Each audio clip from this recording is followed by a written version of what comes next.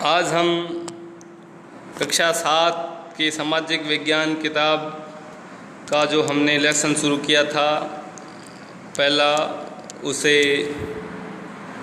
उसका जो 5वां भाग है पढ़ेंगे।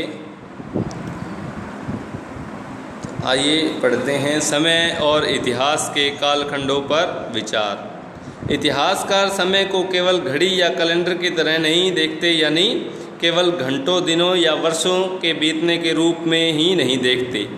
उनका नज़रिया यह था कि समय सामाजिक और आर्थिक संगठन में आने वाले परिवर्तनों को झलकाता है।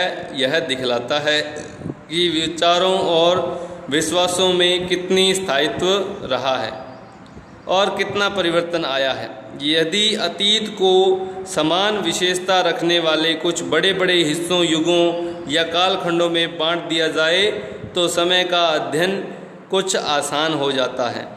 19वीं सदी के मध्य में अंग्रेज़ इतिहासकारों ने भारत के इतिहास को 3 युगों में बांटा था: हिंदू, मुस्लिम और ब्रिटिश। यह विभाजन इस विचार पर आधारित था कि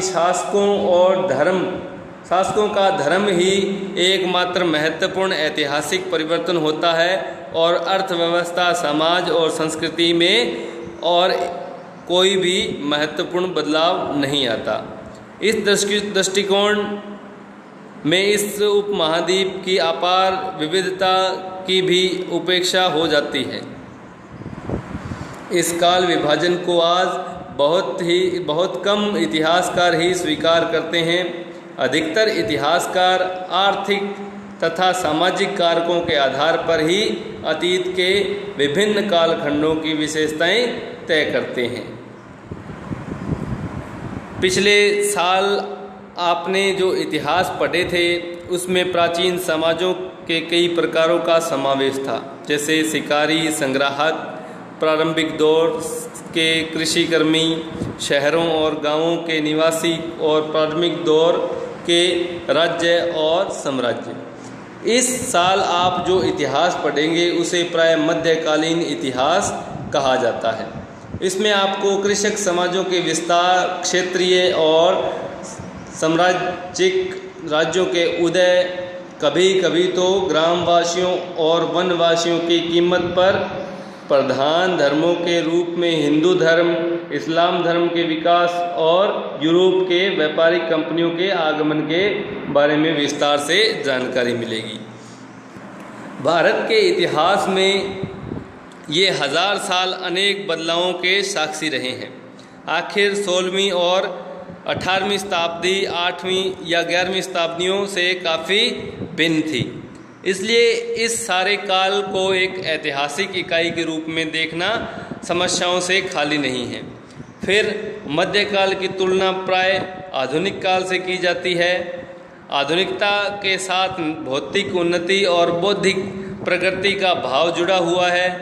इससे आशय यह निकलता है कि मध्यकाल रूढ़िवादी था और उस दौरान कोई परिवर्तन हुआ ही नहीं। लेकिन हम जानते हैं कि ऐसा नहीं था।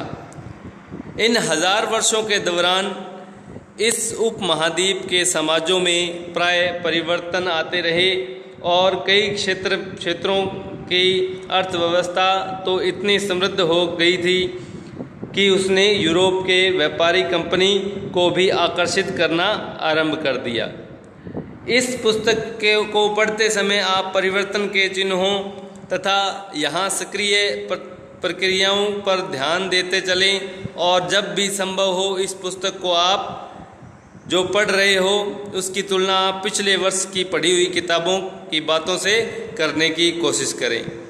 यहाँ भी संभव हो यह देखें कि कहाँ बदलाव हुए और कहाँ नहीं, और आज अपने आसपास की दुनिया पर नज़र डालकर भी यह देखें कि और भी क्या कुछ बदला है या वैसा ही रहा है। तो यह किताब हमें प्राचीन समय की जो बातें हैं उनके बारे में बता रही है और यह हमारा दायित्व बनता है कि हम इतिहास के बारे में जानें और उसकी तुलना आज के इस युग से करके देखें कि कितना परिवर्तन हुआ है। तो बच्चों, आज के लिए इतना ही। कल इस लेसन के प्रश्न उत्तर करेंगे और जो लाइनें आपको अंडरलाइन करवाई गई है, जो महत्वपूर्ण जो टॉपिक है या महत्वपूर्ण लाइनें हैं जो आपको अंडरलाइन करने को कहा गया है, उसे आप अपनी नोटबुक में लिखेंगे और उसके बाद में प्रश्न उत्तरों को नोटबुक में लिखेंगे। इससे फ़ायदा ये होगा कि आपको जो बारीकी चीज़ें हैं, जिन्हें आप वस्तुनिष्ठ प्रश्न भी कह सकते हैं, जब वो आते हैं तब हमें इन चीज़ों से बहुत लाभ मिलता है। अगर हम अंडरलाइन की हुई लाइनों को लिखते हैं अपनी नोटबुक में और उन्हें याद रखते हैं, तो हमारे जो वस्तुनिष्ठ प्रश्न या अति लघुत्रात्मक प्रश्न जो हैं, वो आधे से ज़्यादा इन अंडरलाइन की गई लाइनों से कवर हो जाते हैं। तो बच्चों, आज के लिए इतना ही। धन्यवाद। कल इस लेसन के प्रश्नोत्तर करेंगे। Thank you.